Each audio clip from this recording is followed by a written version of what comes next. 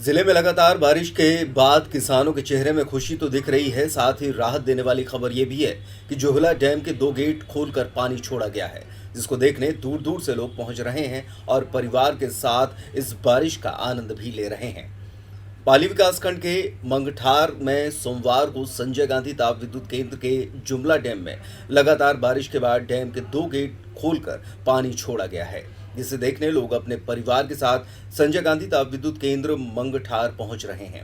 वहीं प्रबंधन के अधिकारी कर्मचारी भी गेट खोलने और पानी छोड़ने की मॉनिटरिंग कर रहे हैं और सुरक्षा अधिकारी भी सुरक्षा की दृष्टि से लगातार निगरानी रख रहे हैं। सुरक्षा अधिकारी एसपी साहू ने बताया कि पिछले साल अभी तक सभी गेट खोल दिए जाते थे, लेकिन इस बार पानी कम बरसा तो 2 ही गेट खोले गए हैं। लोग यहां पर देखने के लिए आ रहे हैं। जिले में 5 दिनों से सूरज के दर्शन नहीं हुए और पिछले 24 घंटों में लगभग 47 मिलीमीटर पानी बरस चुका है।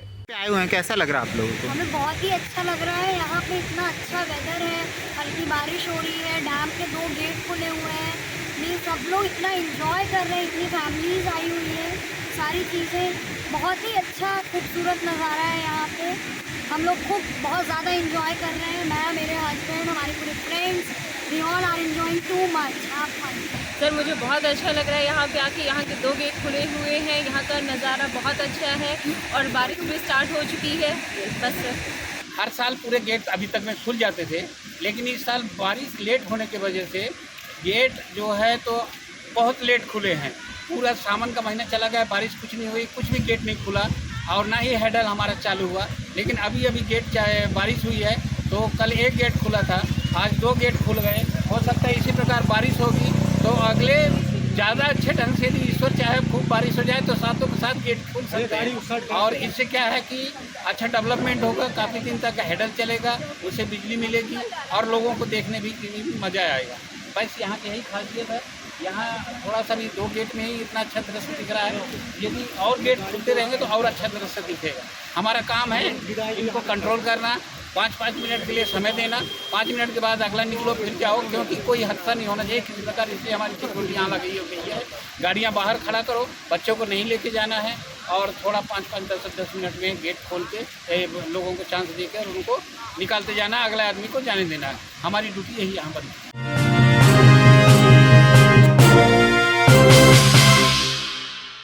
बांधवगढ़ टाइगर रिजर्व में स्वतंत्रता दिवस धूमधाम से मनाया गया और उसके बाद कर्मचारियों ने बांधवगढ़ पार्क प्रबंधन के सामने अपना विरोध प्रदर्शन दर्ज कराया और प्रशस्ति पत्र लेने से मना कर दिया। बताया गया है कि विदिशा लटेरी में 9 अगस्त को वन कर्मचारियोयों के साथ हुई घटना के विरोध में कर्मचारियों ने अपना विरोध प्रदर्शन करते हुए प्रशस्ति पत्र लेने से मना कर दिया और अधिकारियों के सामने अपनी बात रखी। वन कर्मचारी यूनियन के अध्यक्ष नरेंद्र सिंह ने बताया कि विदिशा लटेरी में 9 अगस्त को वन कर्मचारियों को जेल भेजा गया, जिसके विरोध में हम प्रशस्ति पत्र न लेकर अपना विरोध दर्ज करा रहे हैं और अधिकारियों के सामने अपनी बात को रख रहे हैं। वहीं स्टेट फॉरेस्ट रेंज ऑफिसर राजपत्रित एसोसिएशन मध्य प्रदेश ने भी पत्र के माध्यम से कर्मचारियों से अपील की थी कि वन सुरक्षा और उत्कृष्ट कार्यों के लिए प्रदान किए जाने वाले प्रशस्ति पत्र को ग्रहण न करें और बहिष्कार कर वन कर्मचारियों के साथ हुई घटना का विरोध दर्ज करें। कर्मचारी बांधवगढ़ टाइगर रिजर्व उमरिया से जो 9 अगस्त को जिला विदिशा लटेरी ग्राम में घटना हुई है, उसके समर्थन के लिए हम लोग प्रशंसित पत्र लेने से मना कर रहे हैं।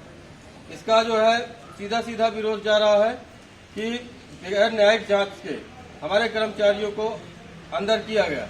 ये सर्कुलर में है कि बगैर जांच किए, बगैर विभाग से परमिशन लिए FIR दर्ज नहीं होती है। लेकिन एक शासन प्रशासन का एक मुद्दा कह दें, उसको बगैर न्यायिक जांच करते हुए उनको जेल में भेजा गया और हमारे जो कर्मचारी जो शहीद हो जाते हैं उनको 4 लाख रुपए और जो मुलजिम है उनको 25 लाख रुपए और सरकारी नौकरी दिया जाता है। उसी कारण से हम लोग इसका विरोध करते हैं। जय हिंद, जय भारत।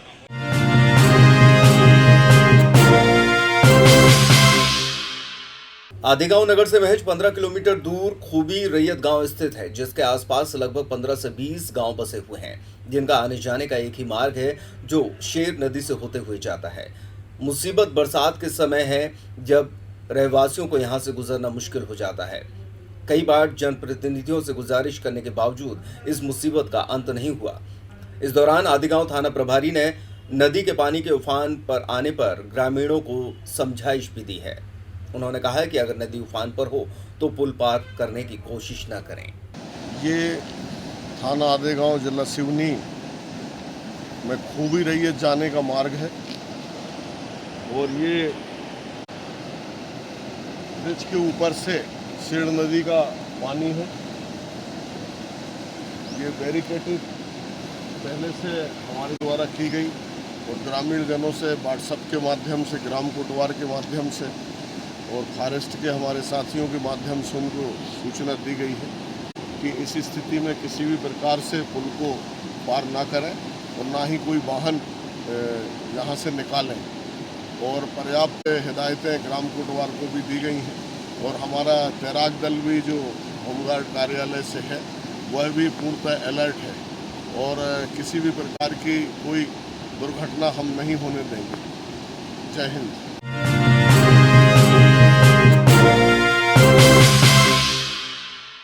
पंद्रह अगस्त स्वतंत्रता दिवस को देशभक्ति और गरिमा के साथ जिला मुख्यालय के महात्मा गांधी स्टेडियम में स्वतंत्रता दिवस धूमधाम से मनाया गया। इस दौरान मुख्य अतिथि जिले के प्रभारी मंत्री बिसाहू लाल सिंह ने राष्ट्रीय ध्वज फहराया। इसके बाद तिरंगे को सलामी दी गई और राष्ट्रगान गाया गया। मध्य प्रदेश गान के पश्चात उन्होंने केसरिया, सफेद और हरे रंग के गुब्बारे आसमान में छोड़े। प्रभारी मंत्री ने समारोह में शामिल सभी दलों के परेड का निरीक्षण किया। हर्ष फायर के पश्चात अपने सधे कदमों से सभी दलों ने शानदार मार्च पास्ट का प्रदर्शन किया। मंच के सामने गुजरते हुए इन दलों ने राष्ट्रभक्ति, एकता और अनुशासन का संदेश दिया। इसके पश्चात मुख्य अतिथि श्री सिंह ने स्वतंत्रता दिवस के अवसर पर मुख्यमंत्री का प्रदेश की जनता के नाम पर संदेश का वाचन किया। मुख्य समारोह में आदिवासी लोक संस्कृति, पीटी परेड तथा स्कूली विद्यार्थियों की सांस्कृतिक प्रस्तुतियों का आयोजन हुआ। इस अवसर पर पूर्व राज्यसभा सांसद संपतिया उइके, जिला पंचायत अध्यक्ष संजय कुशराम, कलेक्टर हर्षिका सिंह, पुलिस अधीक्षक यशपाल सिंह राजपूत, प्रशासनिक अधिकारी, जनप्रतिनिधि और गणमान्य नागरिक मौजूद रहे। आजादी पर्व के अवसर पर जिला प्रशासन द्वारा लोकतंत्र सेनानियों और उनके परिजनों को उनके आवास पर जाकर सम्मानित किया। प्रभारी मंत्री बिसाहू लाल सिंह ने मंच से लोकतंत्र सेनानियों के परिजनों को सम्मानित किया।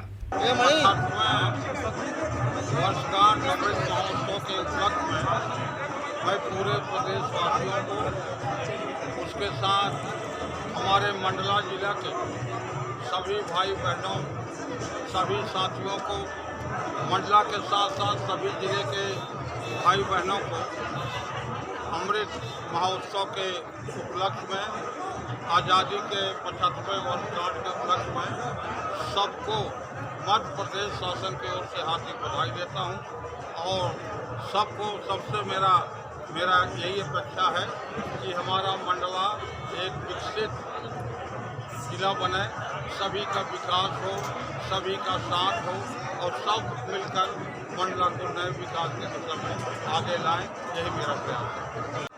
मंडला एक आदिवासी बहुल जिला है, परंतु जिला प्रशासन ने एक अच्छा कार्य किया है और मंडला को सभी साक्षरता के ओर अग्रसर किया, सभी साक्षर हुए।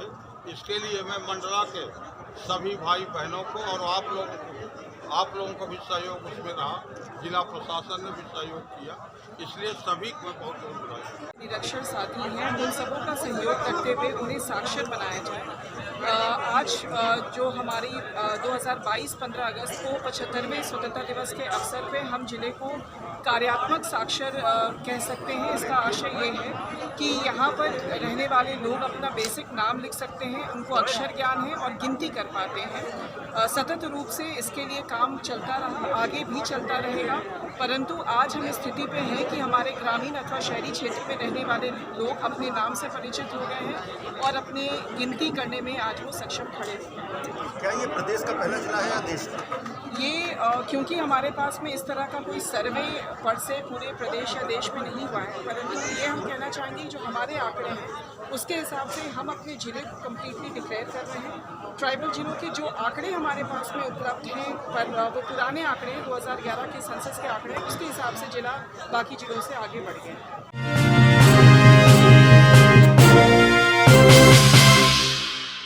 बालाघाट जिले के लाल बर्रा तहसील मुख्यालय से 6 किलोमीटर दूर ग्राम पलाकामथी में देर रात्रि 9 से 10 बजे के बीच अत्यधिक बारिश होने के कारण प्रभु दयाल पटेल का घर क्षतिग्रस्त हो गया, जिसमें उनके घर की दीवार गिर गई।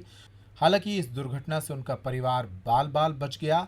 प्रभुदयाल पटेल के घर की दीवार गिरने से उनके घर का काफ़ी नुकसान हुआ है और इस मामले में वे लोगों से मदद की गुहार लगा रहे हैं। क्या है, कल वर्षा हुई जम के, रात में करीब 9 बजे बच्चे सोए हुए थे, तो मकान की दीवार गिर गई हमारी, जिससे पूरा क्षति हो गया। तो बच्चे उनको हटा के ले गए उधर दूर अपन।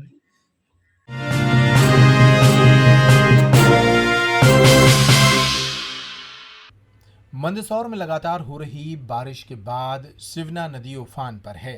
सोमवार देर रात से शिवना का जल स्तर ऊपर पहुंच गया है। मंगलवार सुबह भगवान पशुपतिनाथ के गर्भगृह तक इस पानी के पहुंचने की उम्मीद है। हालात ऐसे बने कि गर्भगृह इस सीजन में पहली बार शिवना ने बाबा पशुपतिनाथ का जल अभिषेक किया। अष्टमुखी प्रतिमा के नीचे हिस्से के 4 मुख पूरी तरह जलमग्न हो गए हैं। मंदिर परिसर में पानी बढ़ता देख दर्शनार्थियों का प्रवेश बंद कर दिया गया है। वहीं सुरक्षा व्यवस्था बढ़ा दी गई है। बता दें कि साल 2019 में आई बाढ़ में पूरा मंदिर ही जलमग्न हो गया था। मंदिर का केवल शिखर ही नजर आ रहा था। हालांकि फिलहाल ऐसी स्थिति नहीं है, लेकिन शिवना नदी का जलस्तर लगातार बढ़ता जा रहा है। बीते 2 सालों में एक बार फिर शिवना फिर उफान पर है। भगवान पशुपतिनाथ के 4 मुखों को जलमग्न कर दिया है। मां शिवना का बाबा पशुपतिनाथ का यह अभिषेक लोगों के लिए आस्था का केंद्र बन गया है।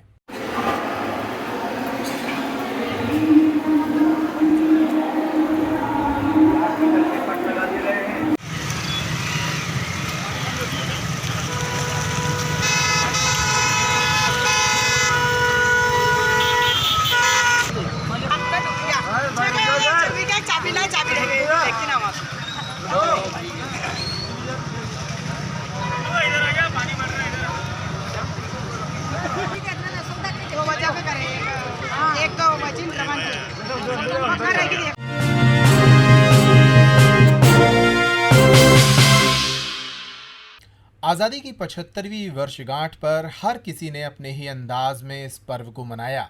छतरपुर जिले के नौगांव में स्थित आर्मी कैंट के जवानों ने एक बाइक राइड और साइकिल राइड निकालकर लोगों को आज़ादी की शुभकामनाएं दी। नौगांव के आर्मी के जवानों के द्वारा इस 75वीं वर्षगांठ के उपलक्ष्य में अमृत महोत्सव के तहत इस बाइक राइड और साइकिल राइड का आयोजन किया गया। इस वाहन रैली में सेना के जवानों ने नौगांव आर्मी कैंट से ग्रामीण क्षेत्रों का भ्रमण किया। ये जवान चंदौरा, नया गांव होते हुए NH 39 से बेलहरी होते हुए नौगांव के सरस्वती उच्चतर माध्यमिक विद्यालय पहुंचे, जहां यात्रा का समापन हुआ। जैसा कि आप सब जानते हैं, आज हमारे लिए बहुत ही इम्पोर्टेंट दिन है। आज हम आज़ादी का अमृत महोत्सव सेलिब्रेट कर रहे हैं। इसी को सेलिब्रेट करने के लिए नौगांव मिलिट्री कैंट ने इस बाइक राइड और साइकिल राइड का आयोजन किया है। और इसमें हम नौगांव मिलिट्री कैंट से स्टार्ट करते हुए बुंदेलखंड की जो यहाँ के आसपास के छोटे छोटे गांव हैं, वहाँ से होते हुए जाएंगे। और इसको पार्टिसिपेट कर रहे हैं हमारे कॉम्बैटेंट्स, फौजी और हमारे सिविल के मित्र साथ में। और हम इन विलेजेस से जाएंगे और अल्टीमेटली एक स्कूल में कल्मिनेट करेंगे। और वहाँ पे हमने फ्लैग होस्टिंग का भी आयोजन किया हुआ है। हम ये साइकिल राइड जो जैसा कि आप देख सकते हैं, नौगांव मिलिट्री स्टेशन के मेन गेट से स्टार्ट कर रहे हैं। मिलिट्री स्टेशन के बाद ये आसपास के गांव जैसे कि बिल्हारी, महिबा होते हुए निकलेगी, वहाँ के सरपंचों से मिलते हुए निकलेगी। उसके बाद फिर हम NH 39 लेते हुए जो यहाँ पर एक सरस्वती सीनियर सेकेंडरी स्कूल है, वहाँ पर कल्मिनेट करेंगे। ये क्या उद्देश्य है सर इस यात्रा का जो आप निकाल रहे हैं? इस यात्रा का हमारा उद्देश्य आज का ये है कि हम जिस प्रकार हमने अभी तक पिछले 75 साल में अपनी आज़ादी को मेंटेन रखा है, जो जो योगदान दिए हैं, अनेक लड़ाइयाँ लड़ी हैं, उसी प्रकार हम यहाँ की जनता को जागरूक करना चाहते हैं कि वो योगदान देना कंटिन्यू रखें अपने अपने तरीके से। जिस फील्ड में हैं वो उसी फील्ड में देश की प्रगति के लिए अपना अपना योगदान देते रहें। तो सर आपकी यात्रा में बीच में गांव पड़ेंगे सर, वहाँ भी उन लोगों को भी कोई तरीके से जागरूक किया जाएगा, उनके घरों में ध्वज लगाए जाएंगे? हाँ बिल्कुल, हम रास्ते में जितने भी जनता में मिलेगी उनसे हम मिलते हुए जाएंगे, उन सबको ये जागरूकता फैलाते हुए जाएंगे। और जो गाँव में हमारा इंटरेक्शन होगा वहाँ पर हम ये कार्रवाई करते रहेंगे।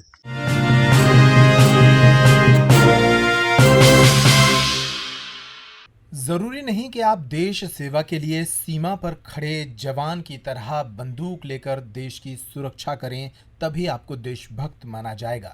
अगर आप अपने काम ईमानदारी से कर रहे हैं तो आपके यही काम राष्ट्र सेवा की श्रेणी में आते हैं। और इसी उद्देश्य को सार्थक करने के लिए छतरपुर के महाराजा छत्रसाल बुंदेलखंड विश्वविद्यालय में ऐसे छोटे छोटे व्यापारियों को सम्मानित किया गया जिन्होंने अपने छोटे श्रम से एक बड़ा नाम हासिल किया है। ये है छतरपुर के विश्वविद्यालय की तस्वीरें, जहां पर छतरपुर के छोटे व्यापारियों को सम्मानित करते हुए उन्हें स्वावलंबी भारत अभियान के तहत शाबाशी दी गई। कार्यक्रम में मुख्य वक्ता के तौर पर राष्ट्रीय संगठन स्वदेश जागरण मंच के कश्मीरी लाल मौजूद रहे। इस मौके पर उन्होंने स्वदेशी की भावना का प्रचार किया और व्यापारियों को बधाई दी। तो जो आज के समय में भी नए प्रकार के स्वतंत्रता सेनानी हैं, जिन्होंने नौकरी के पीछे नहीं भागे, नौकरी देने वालों को नौकरी दी है, ये कार्यक्रम आज का उनको समर्पित है और एक जोरदार तालियों से मंच पर विराजमान हमारे कार्यक्रम के आज के अध्यक्ष कहिए या सर्वे सर्वा कहिए, श्री T.R. थापक जी, जो कि लंबे समय से शिक्षण का भी अनुभव है और विज्ञान के साथ जुड़ने के कारण हम उनको वैज्ञानिक भी कह सकते हैं। तो मेरा बड़ा अहोभाग्य है कि मैं उनके साथ बैठा हूं और उस प्रेरणा से आज कुछ बोल रहा हूं। कार्यक्रम में छतरपुर के मिठाई दुकानदार, चाट दुकानदार और छोटे छोटे कारोबारी सम्मानित हुए। ये कारोबारी भी सम्मान पाकर अत्यधिक प्रसन्न नजर आए। आज महाराजा छत्रसाल विश्वविद्यालय में उद्यमिता सम्मान कार्यक्रम के अंतर्गत हम सभी एकत्रित हुए हैं। यहाँ स्वावलंबी भारत अभियान के अंतर्गत जो हमारे प्रतिष्ठित व्यवसायी हैं, जिन्होंने कम समय में अपने स्वयं के प्रयासों से उपलब्धि हासिल की है, उनका यहाँ सम्मान एवं उनके माध्यम से अन्य छात्रों में जागरूकता लाने का हमारा उद्देश्य है। आज किस किस को सम्मान किया गया? आज इस कार्यक्रम के अंतर्गत हरी चाट भंडार के श्री हरी साहू जी, फूड मंत्रा किचन के संचालक हमारे श्री रितेश गुप्ता जी,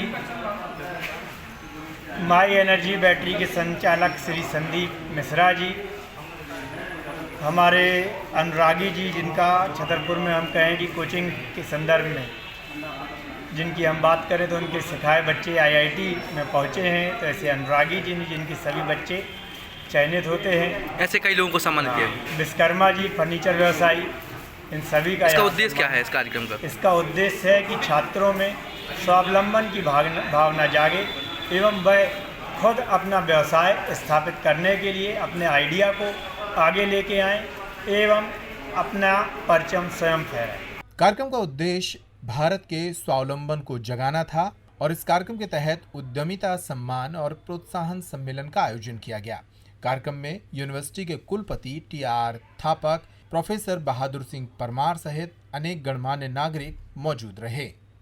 कौशल विकास के लिए जो स्वावलंबी भारत की एक संकल्पना है, उसको लेकर के विश्वविद्यालय संकल्पित है और विश्वविद्यालय में हमारे डॉक्टर जयप्रकाश शाक्य साहब, जो लगातार कला संकाय के संकायाध्यक्ष हैं, उनके मार्गदर्शन में प्रोफेसर N.K. पटेल के नेतृत्व में एक विवेकानंद कैरियर गाइडेंस कार्यक्रम चलता है, जिसके तहत हम लोग विभिन्न प्रतियोगी परीक्षाओं के साथ साथ उद्यमता विकास हेतु मार्गदर्शन, व्यवसायिक नियोजन की जानकारी, व्यक्तित्व विकास की मार्गदर्शन, कौशल विकास के लिए कार्यशालाएं और भारत के गौरवशाली सामाजिक, सांस्कृतिक, राजनीतिक, आर्थिक, पर्यावरणीय तमाम वैज्ञानिक परिचय का आयोजन लगातार करते हैं। योग और स्वास्थ्य जैसे कामों के माध्यम से हम कैसे स्वावलंबी बन सकते हैं, ये लगातार कार्यक्रम करते हैं।